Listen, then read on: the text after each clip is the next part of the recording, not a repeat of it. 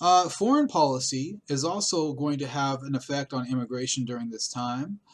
In the early 90s, you're going to see the passing of the North American Free Trade Agreement, or NAFTA. And this is going to have an effect on the economy. It's going to have an effect on jobs for Mexican Americans. And it's also going to have an effect on immigration coming from Mexico. All right, so let's take a look at NAFTA. So, NAFTA, this is an agreement. This is a trade agreement between the United States, Mexico, and Canada. And the idea is to lower or eliminate tariffs between those countries. Tariffs are taxes on imports and exports.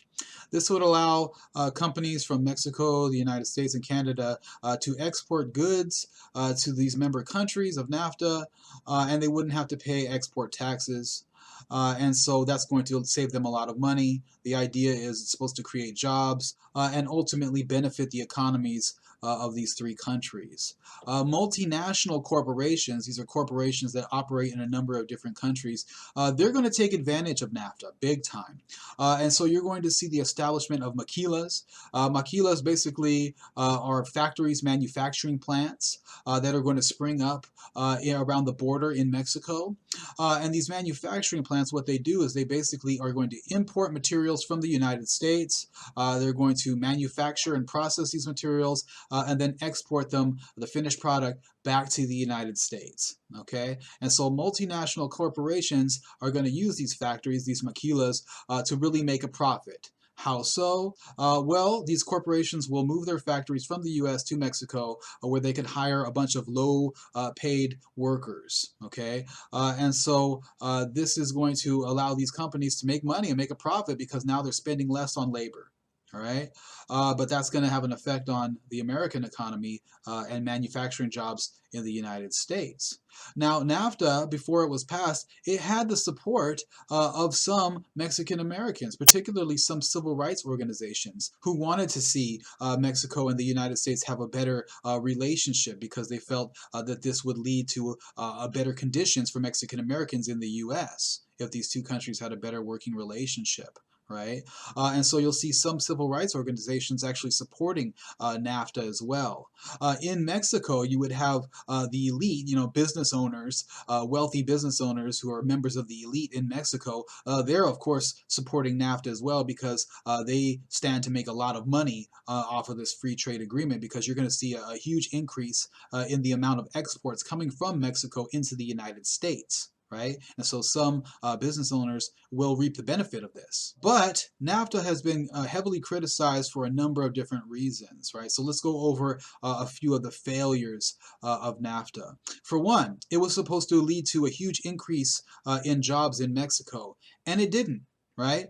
Yes, there were people working at those maquilas, and a lot of them were Mexican women who got those jobs. And yes, they were getting jobs. But the thing is, these are low-paying jobs. Right?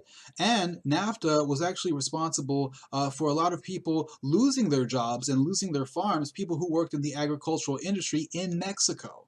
Okay, why? Because now you have farmers in Mexico having to compete with farmers in the United States. And farmers in the United States are subsidized, particularly people who are growing corn, they're subsidized by the United States government, meaning that the US government is paying the farmers to grow a certain amount of corn, and then these farmers can sell that corn in Mexico, and they don't have to pay the tariff, the export tax. And so now Mexican farmers have to compete with these large U.S. farmers who are subsidized by the U.S. government, and they couldn't do it, right? And so a lot of farms went out of business. People lost their land. People who were working on the farms have no jobs. And so what is the result of this? You're going to see an increase in migration coming from Mexico, right, because of NAFTA. And so that leads to more migrants coming to the U.S., especially early on in the years after NAFTA was passed.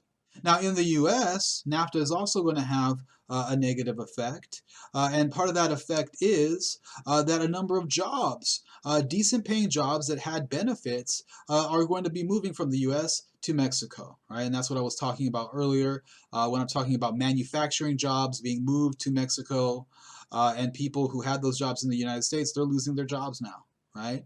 I know my uncle, this happened to him, right? His manufacturing plant moved to Mexico, and he eventually lost his job, right? And so you're going to see that transition we were talking about earlier, the transition from manufacturing jobs, factory jobs, into the service sector, right? I remember when I was growing up, I used to think about this. I used to say, oh, I could always go get a job in a factory, right? They pay pretty good. It's pretty decent. You get benefits.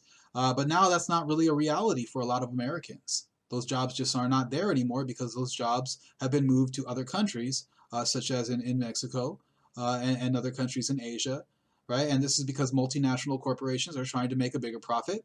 And so they could do that by saving on labor costs by moving their factories to other countries and having products manufactured there and then shipping those products back to the United States. Okay? And so this is all some of the repercussions of NAFTA, and it's going to contribute to migration, increased migration coming from Mexico at this time.